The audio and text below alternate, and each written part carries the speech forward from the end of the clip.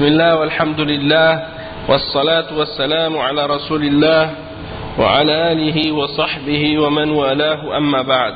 Donc on est rendu à la partie 53 dans la lecture des fatwas dans le livre du Cheikh Al-Fawzan Al-Ijabat Al-Muhimma fi al-Mashakil Al-Mulimma, et on est toujours donc dans les fatwas, les questions et réponses au sujet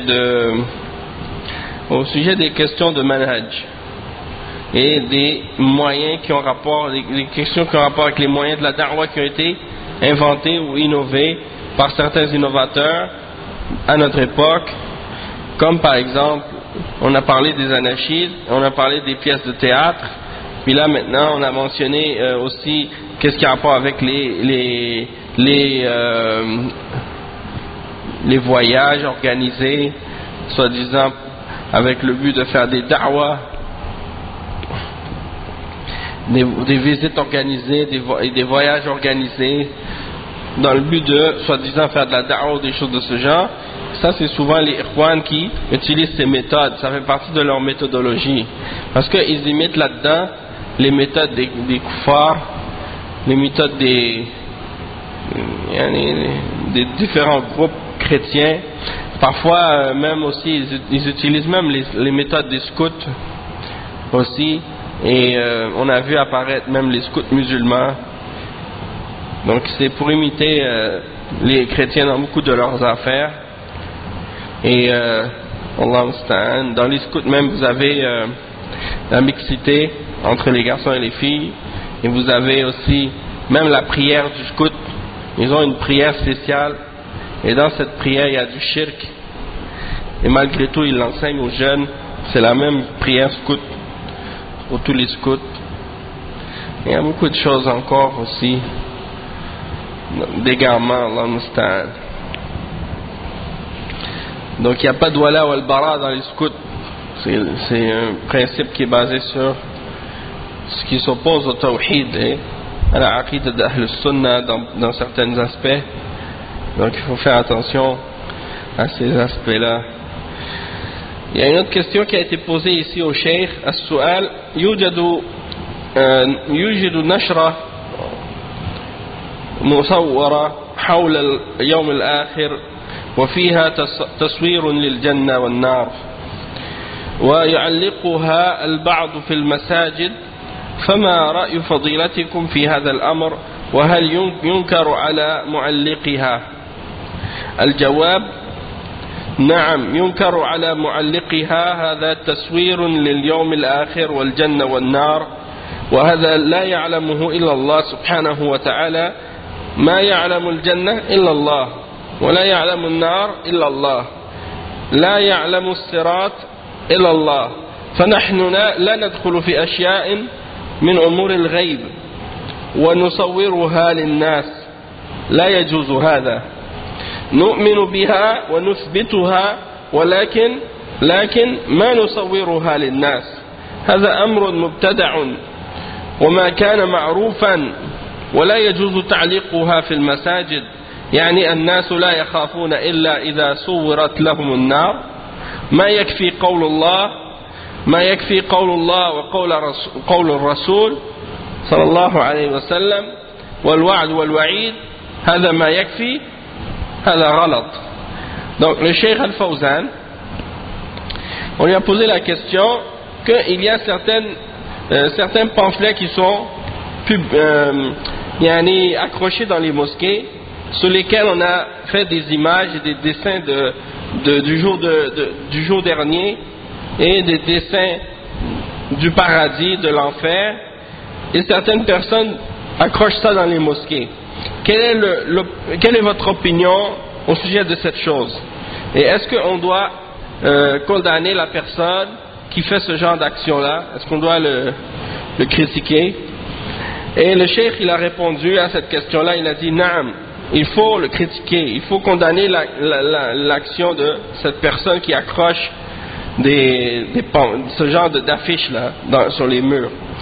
Il dit parce que ça, c'est le fait de faire des dessins ou des images, de représenter le jour dernier, le paradis et l'enfer, alors que c'est quelque chose que seul Allah connaît. Allah subhanahu wa ta'ala, c'est lui seul qui connaît le paradis, c'est lui seul qui connaît l'enfer. Et il n'y a personne qui connaît le paradis et l'enfer ou qui connaît le pont qui va être placé au-dessus de l'enfer au jour de la résurrection, excepté Allah subhanahu wa ta'ala. Donc nous, on ne doit pas rentrer dans des choses parmi ces affaires qui font partie du rêve pour les dessiner ou les représenter pour les gens. Cela n'est pas permis. Nous devons croire en ces choses que Allah nous a ordonné de croire et les affirmer, mais on ne doit pas les dessiner ou les représenter pour les gens. Ça, c'est une chose qui est innovée, qui n'était pas connue dans le passé, et il n'est pas permis de les afficher dans les mosquées. Et le cheikh, il pose une question, il dit quoi? Est-ce que les gens vont pas craindre l'enfer, excepté si on leur a dessiné l'enfer? La parole d'Allah, la parole de son messager, la menace et la promesse qui sont mentionnées dans la parole d'Allah et de son messager ne sont pas suffisantes. Il dit ça, c'est une erreur. On a posé une autre question au cheikh. السؤال: انتشر في الكثير من المساجد هذه البلاد في الكثير من مساجد هذه البلاد وجود صور، ومن تلك الصور صورة لقبر محروف بداخل مقبرة وبجانبه جنازة، والمقصود من وضع هذه الصور هو تذكير المصلين بالموت، فهل لهذا العمل أصل في الشريعة المطهرة؟ Donc on a posé la question au Cheikh Al-Fawzan, Hafizahullah, au sujet de qu'est-ce qui a été propagé dans certaines des mosquées de ce pays, c'est-à-dire qu'on retrouve certaines images, certaines photos, et parmi ces images, ces photos, on retrouve les photos des tombes, les photos de certaines tombes creusées, comme on a creusé une tombe dans un cimetière, et on voit à côté une funéraille. Et le but de ces photos, de ces images, lorsque on met ces photos-là dans les mosquées ou les choses de ce genre, c'est pour rappeler aux gens qui viennent faire la prière qu'ils vont mourir et qu'il y a la mort. Est-ce que le fait de faire ce genre de choses-là, il y a un fondement pour ça dans la charia? Le cheikh, il a répondu, il a dit: يجب منع هذا العمل وتمزيق هذه الأوراق أو اللوحات، لا يجعل في المساجد شيء من هذه الأمور. هذه من اجتهادات بعض الشباب الخاطئة التي ما أنزل الله بها من سلطان. هل الناس لا يتذكرون حتى يروا مثل هذه الصور ما يذكرهم القرآن، وما يتذكرون بالجنائز والتي هم ينظرون إليها رأي العين، جنائز يحملونها من بيوتهم ومن جيرانهم ومن أولادهم، الذي لا يتعظ بهذا، لا يتعظ بورقة تضعها أو صورة تضعها، ولكن هذا من العبث الضائع. ويجب أن المساجد ما يدخلها إلا المصاحف فقط، وتمنع هذه الأمور كلها، الإعلانات واللوحات واللوحات الإعلانية والدعوة، كل هذه الخزعبلات التي لا تصلح في المساجد. وإذا انفتح الباب أتى المشعوذون والمخرفون ونشروا دعايتهم وشرهم. Donc le cheikh, il a répondu à cette question, il a dit il est obligatoire d'interdire ce genre d'action et de déchirer ces feuilles et ces affiches, et on ne doit mettre aucune de ces choses-là dans les mosquées, aucune de ces affaires-là dans les mosquées. Il dit ça fait partie des efforts de certains jeunes qui ont essayé d'utiliser leur jugement pour faire ce genre de choses, mais c'est quelque chose qui est incorrect et qui est erroné. Allah subhanahu wa ta'ala n'a fait descendre aucune preuve à ce sujet-là, c'est-à-dire pour supporter ce genre de choses. Est-ce que les gens ne vont pas se rappeler de la mort, excepté s'ils voient ces genres d'images ou ces genres de photos ou d'affiches? Le Coran ne peut pas leur rappeler la mort, et les funérailles ne peuvent pas leur rappeler la mort, hein? Alors que ce sont des funérailles qu'ils voient avec leurs yeux. Ils voient des gens qui portent des morts de leur maison, ou bien de la maison de leurs voisins, ou bien de leurs enfants. Ils ne vont pas prendre des leçons, ils ne vont pas être exhortés par ce genre de choses. Il faut seulement que ce soit des photos ou des images qu'on place sur les murs ou sur les mosquées.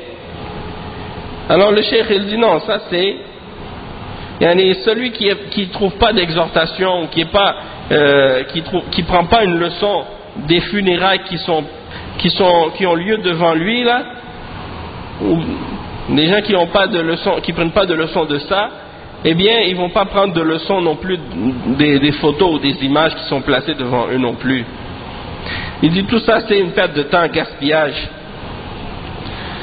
Il est obligatoire que les mosquées ne soient pas qu'on ne laisse entrer dans les mosquées rien d'autre que les livres de Coran, les masahif seulement, et qu'on empêche ces autres choses là, ces affiches publicitaires, ces annonces, hein, des choses de ce genre. Tout ça c'est des futilités, des choses inutiles, et elles n'ont pas leur place dans les mosquées.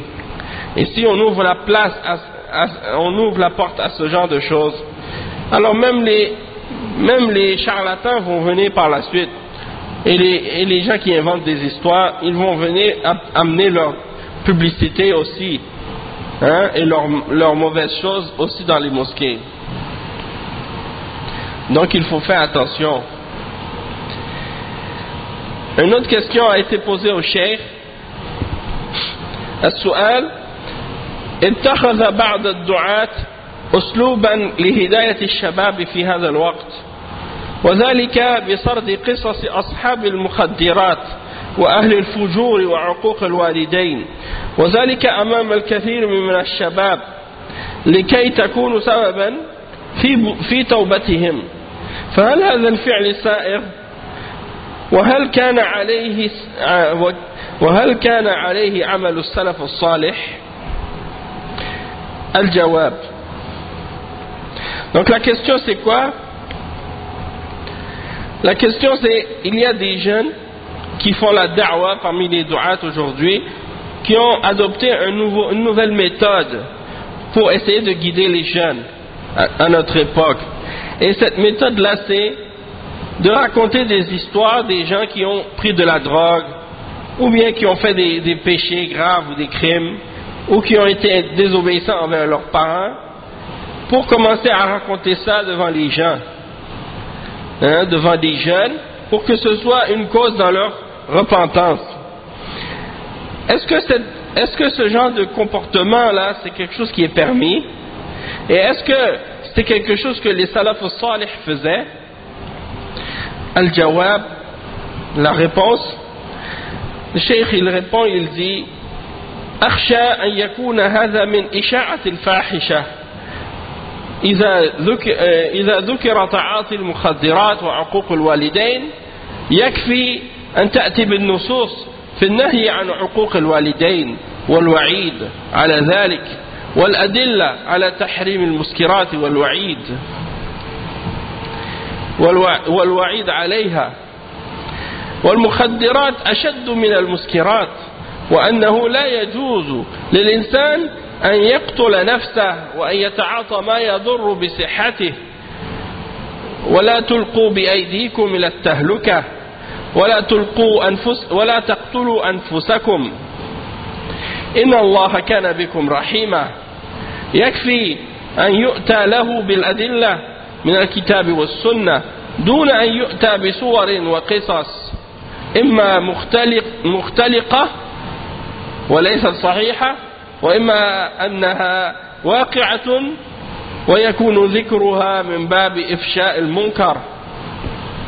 Donc le cheikh il a répondu à cette question en disant: je crains que ça fasse partie de faire de la diffusion de la turpitude et des grands péchés, hein, que ça fasse, au lieu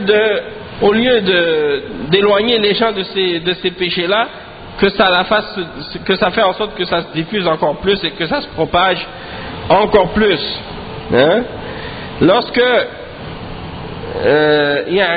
quelqu'un veut mentionner les questions qui ont rapport avec la drogue ou avec le fait d'avoir le mauvais comportement envers les parents, la désobéissance envers les parents, il est suffisant que quelqu'un mentionne les textes du Coran et de la Sunna qui interdisent ces péchés-là, comme l'interdiction de désobéir aux parents et d'avoir un mauvais comportement envers eux, et la menace qui est reliée dans les textes et dans les preuves à ces choses-là, de même que de mentionner les preuves de l'interdiction de l'alcool et la menace pour celui qui prend de l'alcool, et de mentionner que les drogues, les différentes drogues qui sont prises par les gens sont encore plus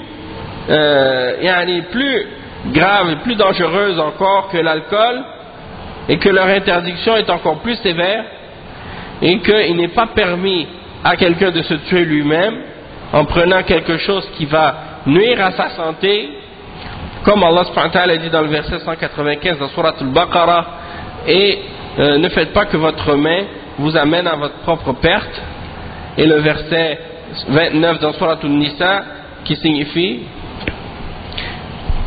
وَلَا تُلْقُوا بِأَيْدِيكُمْ إِلَى التَّهْلُكَةِ, ne faites pas que vos mains vous amènent à votre perte. Allah est certes pour vous miséricordieux. Donc, ça c'est suffisant. C'est suffisant que tu ramènes les preuves du Coran et de la Sunna, sans ramener des histoires ou des images ou des histoires, que ce soit des histoires inventées ou des histoires véridiques de qu'est-ce qui est arrivé à certaines personnes. Ça c'est pas nécessaire, et de les mentionner de cette façon, ça fait partie de diffuser la perversité dans la société et de la propager, hein? Et ça, subhanallah, on a vu ça. Maintenant il y en a qui mettent ces choses-là. J'en ai vu des jeunes qui font de la da'wah dans certains pays arabes. Qu'est-ce qu'ils font? Ils prennent des jeunes qui ont fait des péchés, qui se sont repentis, ou qui ont eu des accidents, qui ont pris de la drogue. Comme la personne a posé la question, c'est exactement la même chose. Et puis, là, la personne, elle parle, elle explique son histoire, et puis, il diffuse ça. Et, subhanallah, ils font des vidéos avec ça, et puis ils mettent même les sous-titres qui traduisent ces histoires-là. Et les gens écoutent ça, ils lisent ça et tout. Et il y en a aussi, Allah musta'an, qu'est-ce qu'ils font? Ils font ce genre de choses-là aussi, mais avec des reportages. Comme s'il y en a des musulmans, dans les pays musulmans, ils veulent se prendre pour des journalistes, comme les kuffars. Et puis ils vont aller faire des enquêtes sur des différents crimes ou différents péchés qui sont présents dans la société. Puis là ils vont aller faire des enquêtes sur ça, puis mettre ça à la télévision par la suite pour montrer par exemple certains crimes qui se passent dans les pays musulmans. Et malheureusement, au lieu que ce soit une dénonciation qui vient combattre ces manifestations de crimes là dans le pays, ça fait en sorte que plus de gens deviennent au courant de la présence de ces crimes là. Ça devient comme une publicité, et ça fait en sorte que ces crimes et ces péchés là se propagent encore plus, hein, dans les pays musulmans, malheureusement, parce qu'elles étaient cachées. Donc les croyants étaient encore sous le couvert de la miséricorde, du fait que ces crimes-là étaient faits en cachette. Mais maintenant ça devient public, ça devient connu, c'est ouvert aux yeux de tout le monde, les jeunes et les vieux, hein, les petits et les grands. Alors qu'est-ce qui arrive? Allah subhanahu wa ta'ala fait tomber son châtiment par la suite sur les gens à cause de ça. Et il y a de plus en plus de gens qui sont attirés par la perversité et le péché à cause de la diffusion justement de ces mauvaises choses-là dans la société, que ce soit par les journaux, ou la télé, ou les reportages. Donc ça, c'est pas la méthode à adopter. Nous, en tant que musulmans qui suivons le Coran et la Sunna, il faut faire très attention de ne pas essayer justement de faire les choses comme le font les kuffars, pour essayer de se présenter comme étant des gens évolués ou modernes, comme eux ils essaient de faire croire aux gens que si on n'est pas comme eux, on n'est pas correct, et que la seule vraie façon de faire les choses, c'est la façon comment eux ils le font. Celui qui a compris les choses de cette manière-là, il a compris les choses totalement à l'envers. Donc, le chef, on lui a posé une autre question encore. السؤال: اتخذ بعض الدعاة الضحك طريقة ووسيلة لدعوة الناس للهداية والتوبة إلى الله من خلال المحاضرات والكلمات التي يلقونها، ما حكم هذا في الدعوة إلى الله؟ الجواب: ما صار المزح والضحك في يوم من الأيام من الدعوة إلى الله. الدعوة إلى الله تكون بالكتاب والسنة وبالوعظ والتذكير، أما المزح والضحك فهذا يميت القلوب ويصير الناس يضحكون ويمزحون ويأتون إلى هذا المكان لا من أجل الدعوة، يأتون من أجل الترويح، وهذا لا يصلح أبدا، وليست هذه بطريقة دعوة وليست هذه بطريقة دعوة، وإنما طريقة ترويح. Donc qu'est-ce qu'il explique? On a posé la question au cheikh au sujet de certains individus qui veulent faire la da'wah, et qu'est-ce qu'ils font? Ils veulent essayer de faire rire les gens. Ils emploient la méthode de faire des blagues et de faire rire les gens, et ils pensent que ça c'est un moyen de faire la da'wah et d'amener les gens à la guidance et à la repentance. Et ils font rire les gens donc dans leurs conférences et dans les discours qu'ils diffusent et qu'ils font. Quel est le verdict de ce genre de choses dans qu'est-ce qui a rapport avec la da'wah à Allah, lorsqu'on invite les hommes à Allah? Alors ça c'est une question qui est très importante, parce que on a vu apparaître ça aux États-Unis, j'en ai entendu parler, même au Canada aussi, ils sont venus à Montréal. Ils ont fait un spectacle qui s'appelait Allah made me funny, ou bien God made me funny, c'est-à-dire Dieu m'a rendu drôle ou m'a rendu comique. Donc ils veulent imiter les comiques, comme on les appelle, les gens qui font des monologues et puis qui se placent devant les gens, les comédiens. Et il y en a plusieurs comme ça, donc même parmi les musulmans maintenant, dans les pays non musulmans, qui sont devenus célèbres à faire rire les gens.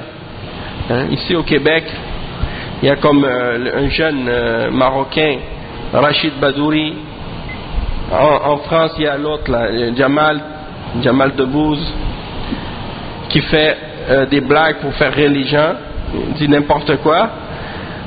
Donc ceux-là, ils ne font pas ça pour l'islam ou pour la da'wah, ils font ça au nom de la blague, ils veulent juste faire rire les gens. Ça s'arrête là. Il y en a d'autres, c'est encore pire, parce que c'est des gens qui font des blagues et qui essaient d'attaquer l'islam avec ça et d'opposer la religion d'Allah. Et on sait que celui qui se moque de la religion et qui se moque de l'islam, ou qui se moque de quelque chose qui a rapport avec le Coran et la Sunna, ou qui a rapport avec les ulama, ou qui a rapport avec le ilm, ou quoi que ce soit de ce genre, que ça c'est un acte d'apostasie, et que c'est un acte de kufr, et que ça fait partie des choses qui annulent l'islam de quelqu'un, et que Allah subhanahu wa ta'ala il dit justement à ce sujet-là: قل أبالله وآياته ورسوله كنتم تستهزئون لا تعتذروا قد كفرتم بعد إيمانكم. Donc on a dit justement dans ce verset, et si tu leur demandes, ils diront nous ne faisions que jouer et que plaisanter. Dis, est-ce que c'est d'Allah, de ces versets et de son messager dont vous vous moquiez? Ne vous excusez pas, vous avez bel et bien mécru après avoir eu la foi. Donc ça c'est un verset clair dans Surat At-Tawbah qui mentionne que celui qui se moque de quelque chose qui a rapport avec l'islam et qui en fait une blague ou qui se raille de la religion, qu'il devient kafir. Et Allah subhanahu wa ta'ala mentionne dans plusieurs versets le fait que les kuffars sont ceux qui se moquent des croyants, et que de se moquer des croyants parce qu'ils s'accrochent à la sunna, c'est un acte de mécréance, c'est le comportement des kuffars. Donc ça c'est un point. Et donc on a vu par exemple certaines comédiennes arabes d'origine de certains pays arabes qui commencent à faire des blagues donc pour se moquer du hijab, pour se moquer de la religion. Il y en a même une là au Québec, je ne sais pas si, je pense qu'elle est tunisienne, elle a fait un spectacle, elle a appelé son spectacle Arabe et cochonne. Comme si elle essaie de convaincre les Québécois, qui sont des kuffars en général, parmi les juifs et les chrétiens et les athées, qu'elle est capable d'être arabe et plus cochonne que eux. Donc ça c'est quelque chose de totalement ridicule et stupide, puisque Allah subhanahu wa ta'ala il n'a pas choisi un peuple élu, contrairement à ce que certains comme les juifs pensent. Il n'y a pas un peuple élu, les arabes ne sont pas un peuple élu. Le peuple d'Allah subhanahu wa ta'ala, c'est le peuple qui obéit à sa loi et qui respecte ses ordres, que ce soit des arabes ou des Québécois ou des Chinois ou des Grecs ou des Italiens ou peu importe de quelle origine, blanc, noir, jaune, rouge. Allah il regarde pas la couleur, il regarde pas les formes, il regarde pas l'apparence physique, il regarde les cœurs et il regarde les actions. Donc c'est ça que ça signifie. Donc le fait de faire des choses comme ça, pourquoi? Parce qu'il y en a qui, parmi les Arabes, qui viennent vivre dans les pays de Koufr, comme en Amérique du Nord, au Canada ou bien en Europe, ils se sentent mal que les kuffars aient une image de religion ou d'islam par rapport à eux, quand ils les regardent ou quand ils les rencontrent. Comme si en voulant dire comme si, des fois on les entend même dire ça, parmi certains arabes laïcs qui ont apostasié l'islam ou qui n'ont aucun intérêt pour l'islam, ils disent mais on en a marre que lorsque des Français, des Québécois nous rencontrent, ils pensent que nous on est pieux, qu'on est pudique, qu'on est réservé, qu'on aime la religion, qu'on est tous des gens sérieux dans la religion. Non, nous on veut montrer aux kuffars qu'on est comme eux, même qu'on est pire qu'eux. On peut être aussi pervers qu'eux, puis aussi égaré qu'eux. Et on en a marre de ces préjugés là que les Arabes sont comme ci ou comme ça. Donc on veut faire dire des choses, faire des blagues sur des choses qui ont un rapport avec la religion pour qu'on se fasse accepter de ces kuffars qui n'aiment pas l'islam. Donc c'est ça qu'on voit de la part de cette catégorie de comédiens là. Maintenant il y a une autre catégorie parmi les gens qui font partie des gens d'égarement, comme les Ikhwan et ceux qui suivent ces tendances là, les islamistes. Ils ont dit bon, nous aussi on va faire des blagues, on va utiliser la méthode de faire des spectacles pour faire rire les gens, sauf que nous on va l'utiliser pour rapprocher les gens de la religion, pour faire la da'wah. Donc ça c'est les gens qui veulent toujours essayer de trouver l'alternative à tout ce qui est haram. Et donc ils ont dit bon, on va faire des spectacles, on va faire rire les gens, on va leur raconter des blagues pour les ramener à l'islam. Et on a vu comme ça des gens de comédiens là apparaître sur internet ou bien même ils font des spectacles comme ça, comme qu'est-ce que j'ai mentionné tout à l'heure. de God made me funny ou des choses comme ça. Donc ça c'est des choses, on va voir qu'est-ce que le Cheikh Al-Fawzan il a dit à ce sujet-là, nasallallahu al-afiyya. Le Cheikh il dit al-jawab ma saru al-mazh.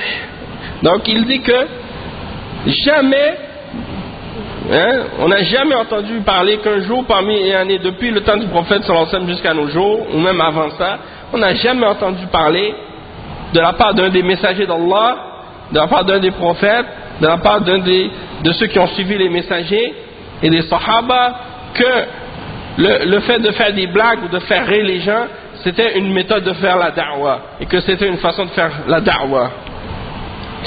Le cheikh il dit la da'wa, lorsqu'on invite les gens à Allah, ça doit être par le livre et par la sunna, c'est-à-dire par le Coran et par la sunna, et par la bonne exhortation et le rappel. En ce qui concerne le fait de faire des plaisanteries et des blagues pour faire rire les gens, il dit ça c'est quelque chose qui fait mourir les cœurs et qui fait que les gens ils commencent à rire et à faire des plaisanteries et que ils viennent pour ça seulement. C'est-à-dire quand ils vont venir à la mosquée ou ils vont venir dans une conférence, ils ne vont pas venir pour justement entendre la parole d'Allah, entendre la parole du prophète sallallahu alayhi wa sallam. Ils vont venir seulement pour se détendre et pour écouter les blagues, Ils viennent pour se détendre, et ça c'est pas du tout correct et c'est pas du tout acceptable comme méthode pour faire la da'wa. Ça c'est seulement une méthode de détente et de relaxation. Ça n'a pas rapport avec la da'wa et ça n'a pas rapport avec l'islam. Le cheikh on lui a posé une autre question aussi. السؤال هل القيام بدعوة الناس إلى دين الله عن طريق تقليد أصوات النساء وحفظ أغاني المطربين والضحك والسخرية من لغات بعض الشعوب وتسجيل ذلك وجعله في أشرطة ونشره بين الناس، هل هذه دعوة على منهج الكتاب والسنة؟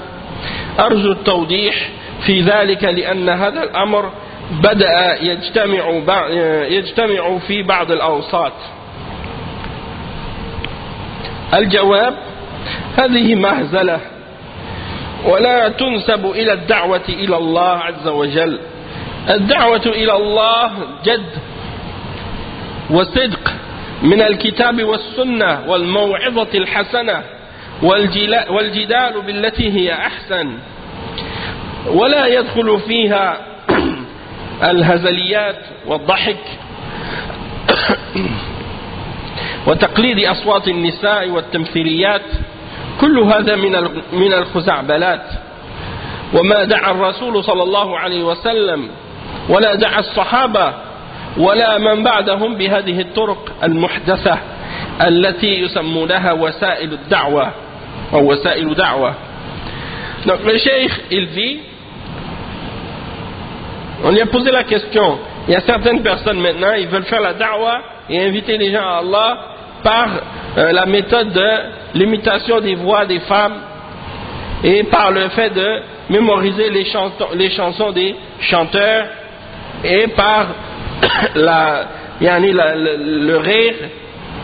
rire et la moquerie de certaines langues, de certains peuples. Et ils enregistrent ça et ils le mettent sur des cassettes puis ils le diffusent parmi les gens. Est-ce que ça c'est une méthode de da'wa qui est en accord avec le manhaj du Coran et de la Sunna? Donc je souhaite de votre part qu'on nous clarifie ce genre de choses, parce qu'on a vu que ça commence à se rassembler, on commence à voir ces genres de choses là dans certains milieux. Le cheikh il répond, il dit ça c'est une moquerie, c'est un malheur, ce genre de choses. On ne doit jamais attribuer ça à la da'wa à Allah. Il dit la da'wa à Allah c'est quelque chose de sérieux, c'est quelque chose de véridique du Coran et de la Sunna et de l'exhortation, de la bonne exhortation et de l'argumentation de la meilleure manière. Donc il n'y a pas de plaisanterie ou de moquerie et d'imitation de voix des femmes ou de pièces de théâtre ou d'autres gens ou d'autres parmi les gens de ces faussetés, de ces méthode futile. Et le messager, sallallahu alayhi wa sallam, n'a jamais utilisé ce genre de méthode innovée. Et la même chose pour les sahaba ou ceux qui sont venus après eux. Ils n'ont jamais utilisé ce genre de méthode. Parmi les méthodes que ces gens-là ont inventées et qu'ils appellent des méthodes de da'wah. Donc ça c'est quelques explications donc à ce sujet. On va s'arrêter ici pour aujourd'hui, puis Inch'Allah la prochaine fois on lira d'autres fatwas encore par rapport aux questions qui ont rapport avec les moyens et méthodologies de da'wah. Subhanakallah wa bihamdik, ashhadu an la ilaha illa anta, astaghfiruka wa atubu ilayk.